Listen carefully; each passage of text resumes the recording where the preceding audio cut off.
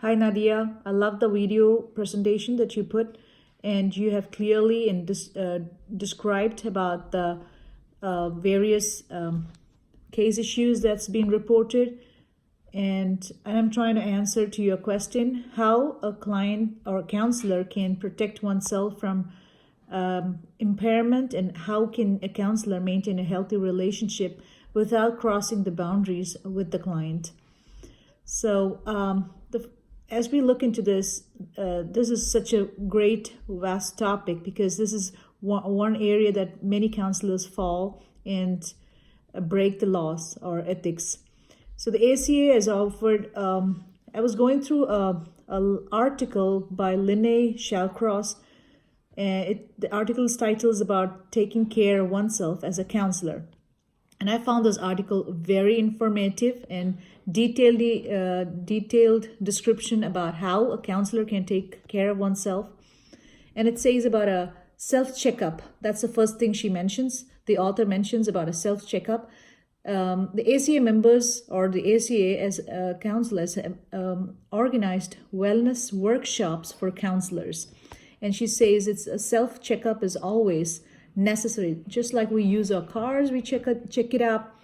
Whatever we use, we check it up. And our body and our mind being most fragile, we need to do a wellness checkup regularly. And there are workshops offered by the ACA, American Association, and the Task Force of Counselor Wellness Impairment. That's what it says. And it assesses the risk factors, and it has assessment tools that we can do on a regular basis. And they have resource labs too. And the author continues to say that to keep ourselves from being impaired, be motivated by simple things like regular exercise, good nutrition, food, lots of water, keeping a healthy body and mind. Those are the things we regularly do and talk about. In addition to that, a friend of mine was talking recently about keeping thank you notes, or writing down small things that, every day small things that make you happy, or something that extraordinary has happened in your life. Just write it down with the date.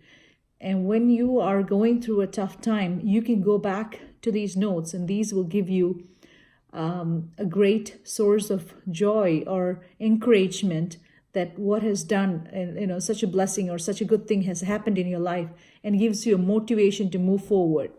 So I thought that was really encouraging and something that we could all practice doing in our life. And also being around positive people, having friends in a positive way. The author also goes to say that do not be too client-centered, because once you put clients before your own family and self, it breaks the barriers. It creates a burden for the counselor, and just gets carried away. So setting boundaries, it also means taking vacations and holidays. And the author also wants the counselors to understand the difference between emotional attachment and empathy. We always, as counselors, take empathy beyond to a level of emotional attachment.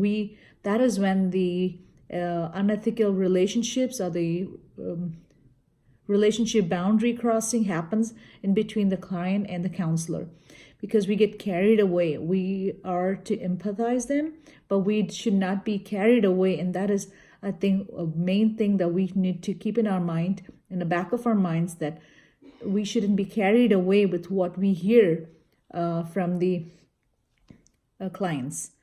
And to end my video, I would say, whatever happens, let us not find joy in our happiness, or whatever, to keep us happy, let us not find happiness in the material things. Find joy in the Lord. In Psalms 94:19 says, when anxiety was great within me, your consolation brought joy to my soul. So in whatever situation we are, try to find that happiness in our Christ. If we do that, if that is our first priority, the center of our life, we would not be depending on anything else to find our inner joy. I think I was able to answer your question. Thank you. Have a blessed day.